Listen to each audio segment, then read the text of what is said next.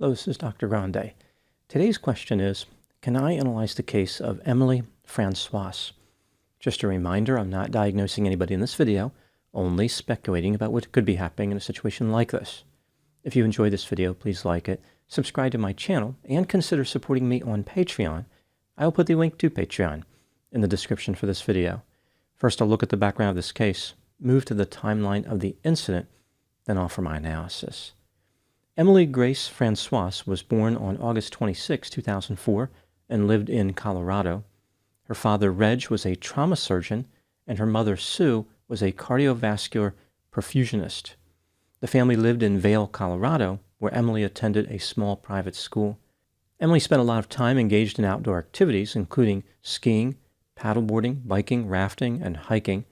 Her father was the medical director of the Vail Ski Patrol. When Emily was in her junior year of high school, she wanted to expand her horizons for her upcoming senior year. She found a holistic international boarding school in Hasleberg, Switzerland, called École de Humanité. At over $80,000 a year for a progressive education, the tuition was almost as steep as the surrounding mountain slopes of the Swiss Alps. The tuition doesn't include optional fees like $2,700 for gluten-free meals. The school, which was founded in 1934, is referred to as one of the Swiss schools, a prestigious group of boarding schools in Switzerland. The total number of students permitted is restricted to between 100 and 140 students, and the classroom sizes range from 2 to 9 students. Student life involves superior instruction from excellent teachers and a lot of extracurricular activity, including hiking, skiing, theater, dance, and climbing. The classes and programs are designed to inspire a lifetime of curiosity and offer a global-minded perspective to lifelong learners. For those worried about getting bad grades, there's good news. The school does not issue letter grades. Instead, each student receives a highly personalized written portfolio for each assignment and class they complete. I guess one could say that failure is not an option as long as the tuition check clears. Emily was extremely excited about the school and contacted the admissions office to ask about their cell phone policy. By this time, Emily's parents had divorced, but they were still supportive of her attending a private and exclusive boarding school. One of the notable dangers about this educational adventure was how guides at the school took students on backcountry skiing tours in the Swiss Alps at least once a week. This activity comes with a significant risk of dying in an avalanche. Emily was familiar with backcountry skiing and had even taken courses in avalanche safety. Not only did she know the risks, she was drawn specifically to the backcountry component of the school. Emily turned 18 on August 26, 2022. She arrived at the school in Switzerland on August 27, ready to begin her amazing journey. Right away, Emily started having a good time and getting along well with her classmates. She lived in a chalet with 11 other students. Staying busy was not a problem. Emily was preoccupied by activities like pottery, silversmithing, baking cookies, and folk dancing.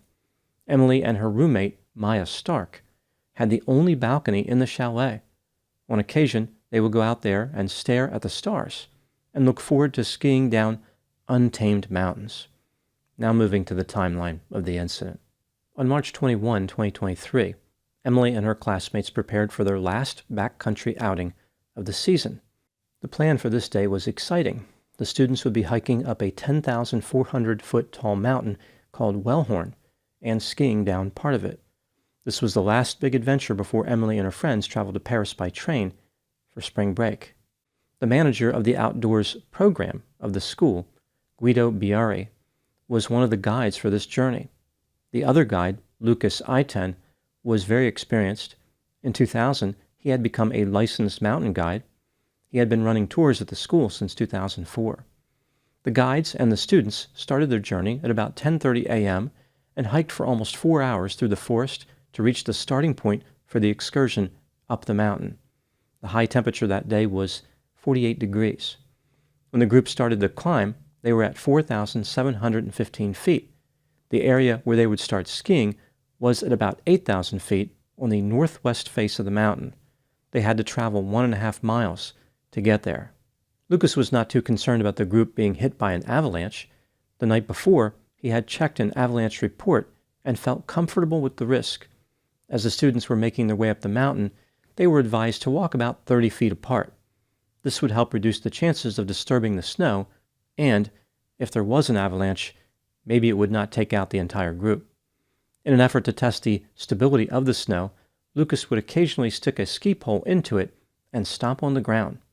Using these highly sophisticated and scientific methods, he was unable to detect any critical weakness in the surface. Emily stopped her ascent after her left knee started bothering her. She had trouble with this knee in the past. Her classmates went ahead and made a ski run down part of the mountain just after 2 p.m. When Emily was feeling better, she joined them as they planned a second run at about 3:45 p.m. Lucas told the group that they were going to ski down a different route this time. This second route would be on a steeper portion of the slope. The plan was for Lucas to ski down first. The students would then follow his path, keeping themselves about 30 seconds apart. Lucas and 2 students made it to the bottom without any problem. At this point, 4 students started their descent. Emily's roommate Maya, Emily, a male student from Britain named Archie, and a female student from France named Valentine. Maya was not far from the bottom when a crack formed near the top of the hill. This was at about 4:25 p.m. Unfortunately, an avalanche had been triggered. It was over 2,000 feet wide. Maya was able to make it to the bottom before the avalanche could reach her. Valentine was also spared. She stopped before crossing into the path of the avalanche. Emily and Archie were not as fortunate. The snow was barreling down toward them with an incredible amount of force. Archie was struck by the avalanche and disappeared. Emily could be heard screaming as she stopped on the mountain and was slammed by the snow. The force of the impact was so great that her body was ripped apart. She was pushed over a cliff that was 600 feet high and vanished into 50 feet of snow at the base of the mountain. Emergency responders arrived at the scene. A signal was detected from Archie's transponder, but getting to his location was not easy. It took over an hour. He had been buried under 6 feet of snow and did not survive. Rescuers did not pick up a signal from Emily's transponder. They found 1 ski, 1 pole, and her backpack, but they did not find Emily. A few months later, Emily's other pole and ski were located. When the snow melted, part of her body was found in shallow water about 3/4 of a mile from where she was struck by the avalanche. 3 months later, the rest of Emily's body was recovered after being discovered by a local fisherman more than 2 miles downstream. Emily's parents were understandably devastated. Sometime after their daughter's death, they set up an outdoor learning fund to help people engage in outdoor activities, including backcountry skiing. The school denied any liability for the tragedy, although they canceled their backcountry skiing program for the next year. Now moving to my analysis. Here are my thoughts on a few areas that stood out to me in this case. Item number 1. Emily was described as enthusiastic, energetic, outgoing, precocious, strong-willed, and highly motivated. When she was young, she set a record in her Girl Scout troop for selling cookies.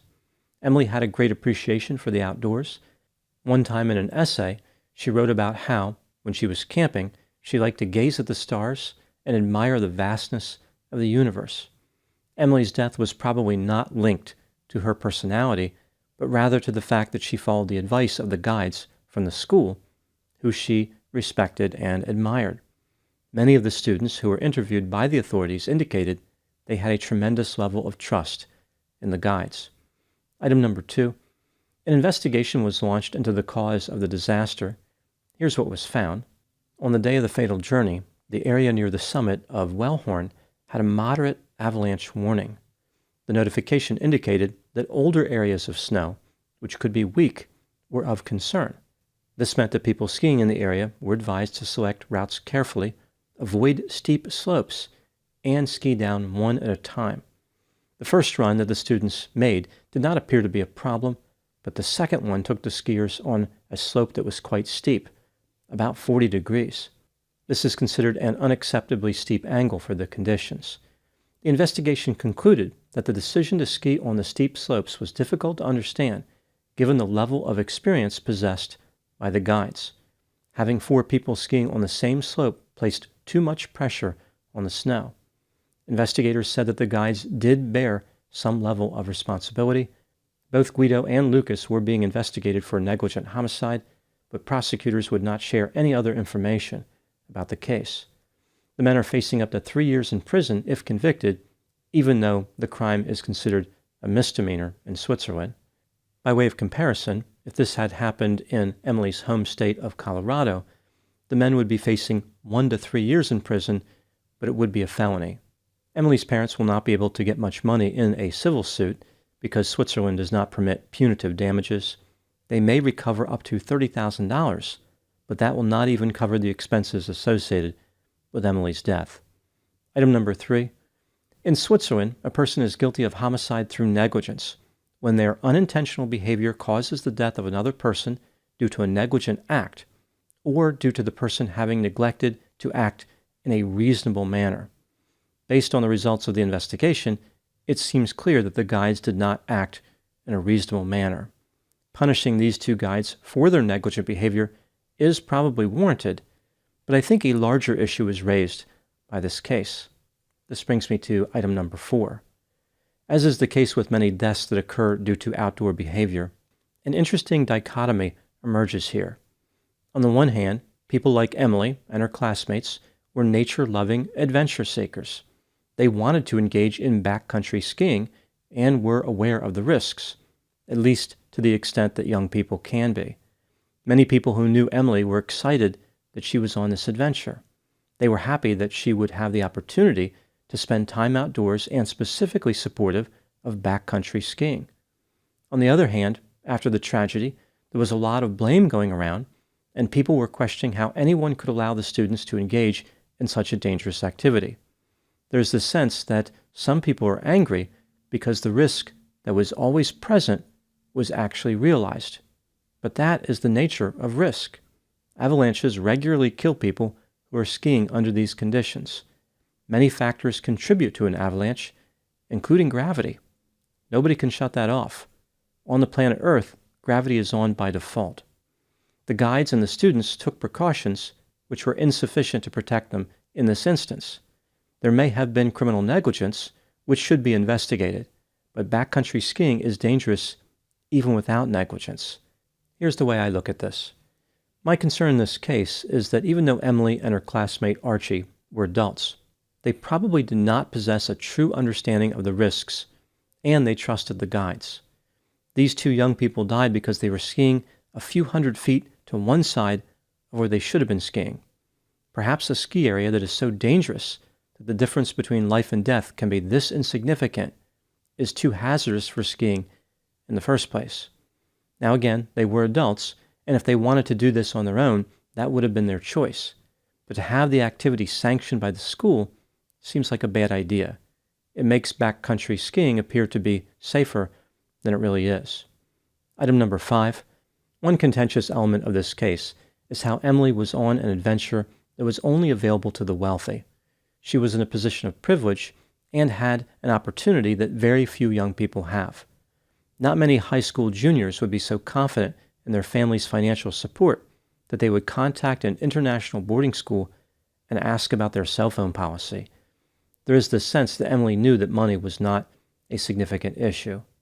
Some people view this as a fatality that occurred under conditions that could have only existed if Emily was rich. Almost like people with money look for ways to put themselves in danger because they are bored with a regular existence. I have covered cases where wealthy people took unnecessary and ridiculous risks, like the Titan submersible disaster, but I view Emily's case differently. I think this was simply a young woman who wanted an adventure in her last year of high school. She would engage in backcountry skiing even in Colorado, so I don't think that she dramatically increased her risk of dying by being in the Swiss Alps.